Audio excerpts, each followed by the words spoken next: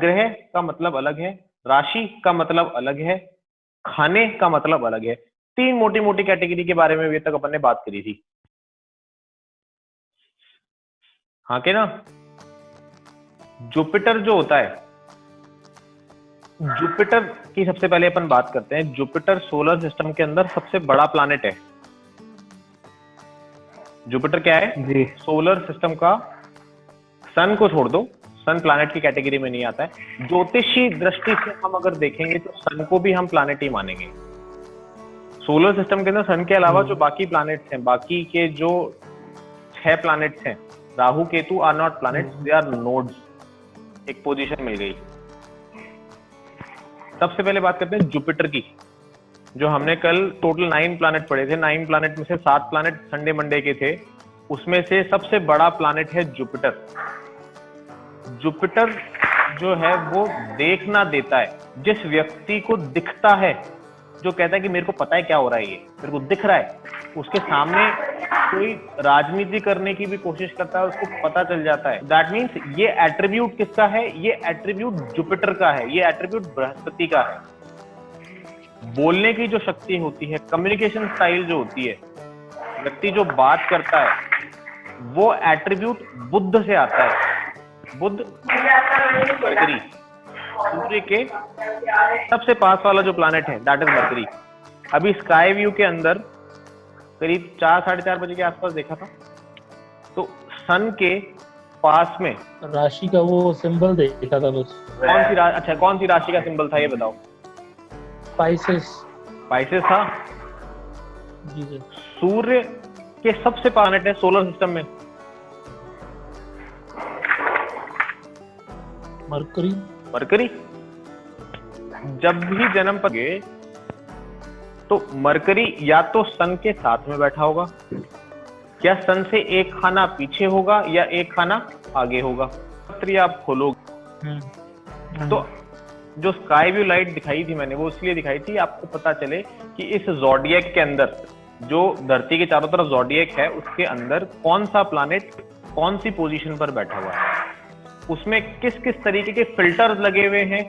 Filter मतलब आपकी body एक फिल्टर लेकर के पैदा हुई है, क्योंकि जिस वक्त आपकी बॉडी पैदा हुई थी उस वक्त प्लैनेटरी पोजीशंस जो थी, वो फिल्टर ऑटोमेटिकली इंस्टॉल हो गए।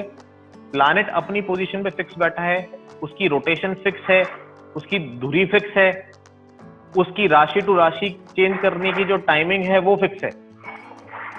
आपकी बॉडी में जो फिल्टर्स लगे हुए हैं उससे एनर्जी लेने के वो डिफरेंट है सबके, ठीक है। हम बात कर रहे थे जुपिटर की। जुपिटर क्या करता है? देखना। मरकरी देता है अभिव्यक्ति की शक्ति, पावर ऑफ एक्सप्रेशन। शनि का काम होता है फोकस करना, जो कंसंट्रेशन होता है किसी भी चीज के ऊपर, या एक मैक्रो लेवल पर इसको समझो कि आपने अपनी लाइफ के अंदर टारगेट क्या सेट करे हुए हैं, ये चीज देगा आपको सैटर्न, ठीक। उसके बाद में आता है वीनस, शुक्र। शुक्र का काम होता है मीनिंग देना किसी भी चीज को, कि आप नौकरी क्यों करते हो, आप पैसा क्यों कमा रहे हो, खाने पीने के लिए कमा रहे हो या अपनी लाइफस्टाइल के लिए कमा रहे हो, आपने महंगी गाड़ी खरीदी क्यों खरीदी, टशन मारने के लिए खरीदी या आपकी रिक्वायरमेंट थी। तो वो जो अर्थ है कि उसका मीनिंग क्या है, वो शुक्र से मिलता है, वो शुक्र से देखा जाएगा। सूर्य क्या है? सूर्य उपाय है, सूर्य रेमेडी है, ठीक है।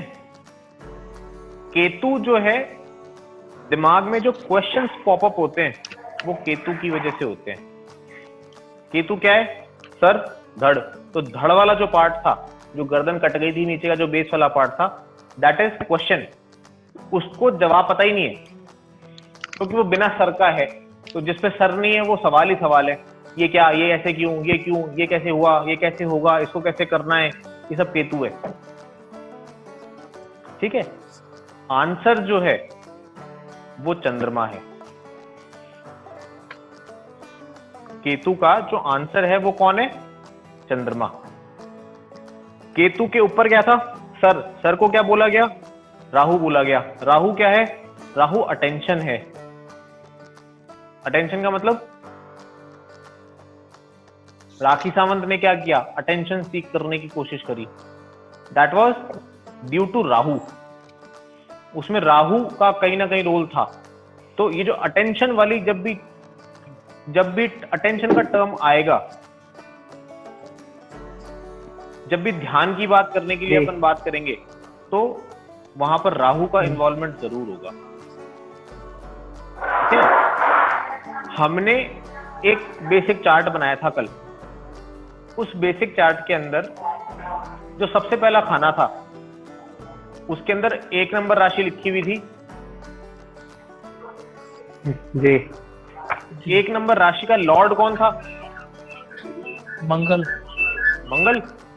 तो मंगल अगर 1 नंबर राशि में, तो इसका मतलब पहले भाव का, पहले खाने का एट्रीब्यूट था अपीयरेंस, पर्सनालिटी, मैं खुद, मैं कौन हूं, मैं क्या हूं, मेरा अस्तित्व क्या है, दैट वाज फर्स्ट हाउस। उसमें यदि मंगल बैठ जाए तो क्या होगा, मंगल के एट्रीब्यूट्स पहले भाव के साथ में, अभी राशि की नहीं बात करी मैंने, मंगल अगर पहले खाने में बैठ जाए तो उसके एट्रीब्यूट उस व्यक्ति के नेचर में देखने को मिलेंगे। जन्म पत्ते जब भी हम देखेंगे ना, तो कौन सा प्लैनेट मतलब मैं अगर जुपिटर की बात कर रहा हूं, केतु की बात कर रहा हूं, जिस भी प्लैनेट की बात कर रहा हूं, मोटे तौर पे हमने उनको कैटेगराइज किया कि इस प्लैनेट का ये कैटेगराइजेशन है। जुपिटर की बात करता हूं, जुपिटर अगर लगन में बैठ जाएगा तो ऐसे व्यक्ति का देखने का नजरिया बहुत स्पष्ट होगा।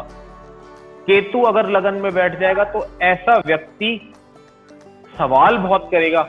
शनि लगन में बैठ जाएगा तो वो व्यक्ति फोकस कर सकता है। आप लिंक कर पा रहे हो दो चीजों को कि खाना नंबर एक का जो एट्रीब्यूट है, उस एट्रीब्यूट के साथ में हमने प्लैनेट को जब बैठाया तो उसके क्या रिजल्ट आए। दो चीजें जब मिलेंगी तो कुछ ना कुछ आउटपुट आएगा। दूसरा भाव किसका था? पैसे का, मनी का। तो दूसरे भाव में यदि मंगल होगा तो जो पैसा कमाने का, आपसे पूछा जाए कि इसके दूसरे भाव में मंगल है तो इसका पैसा कमाने का तरीका कैसा होगा, तो आप क्या बोलोगे? एग्रेसिव होगा। क्यों होगा? क्योंकि वहां मंगल बैठ गया। वहां सैटर्न बैठा होता तो आप क्या कहते? ये फोकस करता है, फोकस करके पैसा निकाल लेता है। फोकस करेगा तो पैसा आएगा। समझ आ रही है चीज? जी सर। अरे अब इसी चीज को मैं अगर ये कहूं, अब मैं यहां पे राशि इंट्रोड्यूस कर रहा हूं, लगन में 1 नंबर है और 1 नंबर लगन में पड़ा है, तो 1 नंबर का लॉर्ड कौन था? मंगल। इसका मतलब लगन का कहीं ना कहीं इनडायरेक्ट रिलेशन मंगल से हो गया। तो उस व्यक्ति की पर्सनालिटी कैसी होगी? मंगल जैसी होगी, एग्रेसिव होगा, फायरी एट्रीब्यूट होगा उस व्यक्ति का। ठीक है, ये एक छोटा सा एक इंट्रो है, आगे पूरी डिटेल में जाएंगे इसमें। आप दिखते कैसे हो, आपका नेचर कैसा है, पैसा कैसे होगा, प्रेजेंटेशन स्टाइल क्या है, बेसिक एजुकेशन कैसी है, फैमिली वैल्यूज क्या है, फैमिली कल्चर्स क्या है। ये मैं एक खाने से दूसरे पे, दूसरे खाने से तीसरे पे, तीसरे खाने से चौथे पे, 5वें खाने पे आ गया। लाइकिंग कैसी है, बच्चे कैसे होंगे, घर में नौकर चाकर कैसे हैं, डिजीजेस जो हैं, बीमारियां हैं, वो कौन सी बीमारी होगी, कहाँ आप नौकरी करोगे, 7th हाउस पार्टनर कैसा होगा, कस्टमर्स का फुटफॉल होगा कि नहीं होगा, 8th हाउस दर्द, पेन, फियर, डिप्रेशनल फील, मन नहीं लग रहा, कहीं भी कुछ करने का मन नहीं कर रहा, हाय राम क्या हो गया मेरे साथ, this is 8th house. 9th house. Question है सर, क्वेश्चंस एक बार आप नोट कर लो सारे क्वेश्चंस का, हम एक बार इसके बाद में वो कर लेंगे। ठीक है सर। 9th हाउस रियलाइजेशन, जो हमारा भाग्य होता है, ठीक है, बिलीफ सिस्टम, ये सब 9th हाउस। कर्म क्षेत्र, ऑक्यूपेशन, ये सब 10th house. Fulfilment of desire 11th house. खर्चे, वीकनेस, हॉस्पिटल, जेल, ये सब 12th हाउस से देखे जाते हैं। तो अब इन खानों के अंदर कौन सा प्लैनेट बैठा है, इन खानों के अंदर कौन सी राशि बैठी है, ये 3 कॉम्बिनेशंस हो गए। इन 3 कॉम्बिनेशंस के बेसिस पर मोटे तौर पर ये असेसमेंट किया जा सकता है कि किसी व्यक्ति ने पैसे से संबंधित सवाल पूछा कि पैसा कहां से आएगा। हमने पत्री खोल के देखी, दूसरे खाने में 2 नंबर लिखा था, तो इसका मतलब उसके पैसे आने का जो सोर्स है, पैसे देने वाला जो प्लैनेट है, वो सेकंड राशि का लॉर्ड है। सेकंड राशि का लॉर्ड कौन था?